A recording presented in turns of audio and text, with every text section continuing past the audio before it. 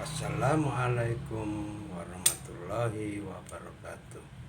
Mari berbudaya, karena budaya merupakan cerminan jati diri bangsa. Pada malam hari ini saya akan mencoba mereview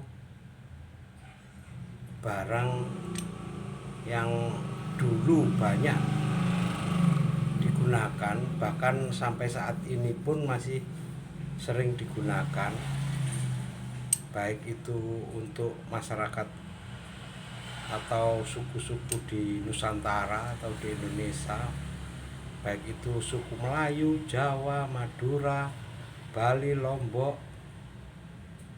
Kalimantan, Dayak, Bugis, dan daerah timur Indonesia seperti Lombok, Papua, tidak terlepas dari alat seperti ini. Jadi ini adalah kacip pinang. Kita tahu kacip pinang ini adalah alat untuk memotong atau membelah pinang. Jadi secara umum kacip ini terdiri dari tiga bagian, yaitu sisi atas atau kita katakan lakinya supaya mudah, kemudian sisi bawah atau perempuannya. Jadi kalau kita lihat sisi atas ini ada area yang tajam, darah sini darah tajam. Demikian juga baliknya, ini darah tajam. Kemudian untuk sisi bawahnya itu ada semacam alur. Dari perempuannya ini ada semacam alur yang memastikan bahwa pisau atas bisa masuk ke pisau bawah. Jadi yang laki bisa masuk tepat di area bawah. Kemudian yang ketiga yang tidak bisa dikesampingkan adalah daerah pasak. Jadi ada semacam poros yang menyebabkan dia bisa membuka dan menutup. Untuk kacip-kacip lama, bahkan mungkin juga kacip baru dalam pembuatan proses tempa, ini bisa dikatakan semacam keling. Jadi model di keling, antara atas dan bawah ini ada proses keling, dan di bagian bawahnya kalau kita lihat itu di bagian kepalanya, kalau di sini utuh ya, tapi di daerah area sini itu ada semacam celah ya. Untuk sisi perempuannya itu ada celah darah. Kalau saya katakan ini kepala burung, adalah kepala burung, ini ada celahnya untuk penempatan pasak atau as yang di proses tempa menjadi semacam as yang berkeling. Jadi ini keling, prosesnya keling. Makanya daerah sini sama sini lebih besar. Ada perbedaan besar kecilnya. Jadi bisa jadi ini dimasukin semacam paku, kemudian yang sini ada lebih panjang kemudian ditempa, atau sebaliknya ya.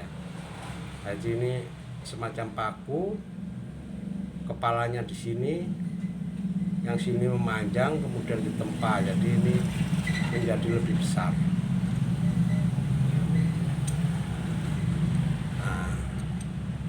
Jadi proses pemakaian kacip ini dalam pemakaiannya dari buah pinang dimasukkan di area sini, kemudian gini, dipotong seperti ini.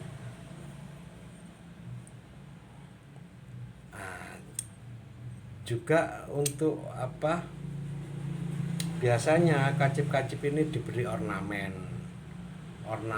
sesuai dengan apa, kearifan lokal ya, kearifan lokal. Jadi kalau kita lihat di sini menggunakan ornamen burung. Nah ini seakan-akan ini kepalanya, kemudian ini badannya, dan di sini ada matanya. Burung pun karena ini mungkin kacip apa Jawa mungkin ya, kurang tahu saya, tapi saya rasa tiap-tiap suku atau tiap-tiap daerah di Indonesia ada kearifan lokal membuat kepala dari kacip ini. Kalau penampakan ornamen yang ada di kacip ini penampakan burung-burung yang banyak di sekitar tempat tinggal kita. Kalau orang Jawa ini semacam burung merpati atau burung perkutut atau burung tekukur atau terkuku. Ini bisa kita lihat dari besarnya tonjolan hidung di sini. Bentuk ornamen dari kepala ini macam-macam. Mungkin kalau di daerah Sumba atau Lombok, di mana banyak padang rumput, itu biasanya lebih banyak menggunakan ornamen apa namanya, kuda. Demikian juga untuk saudara-saudara kita di Kalimantan, khususnya suku Dayak, biasanya stilasi ornamen dari kepala burungnya ini burung rangkong, yang merupakan dianggap sebagai burung keramat, seperti itu.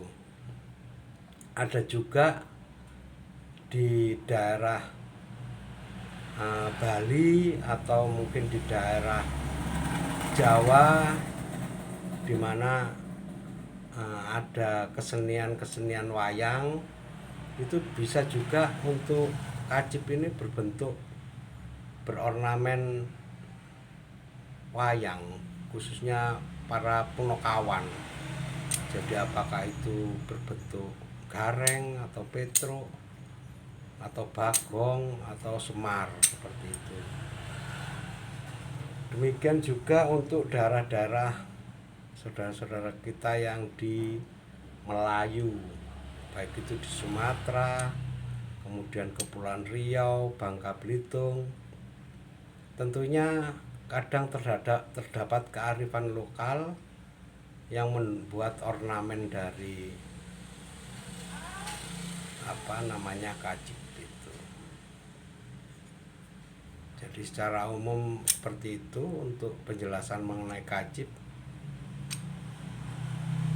Akan kita bahas juga kenapa kacip ini kadang dianggap juga sebagai tosan aji.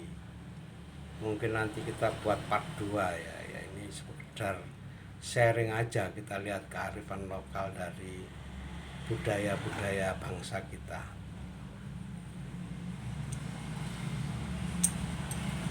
Ya demikian sekilas review mengenai kacip, yang juga termasuk bagian dari tosan aji.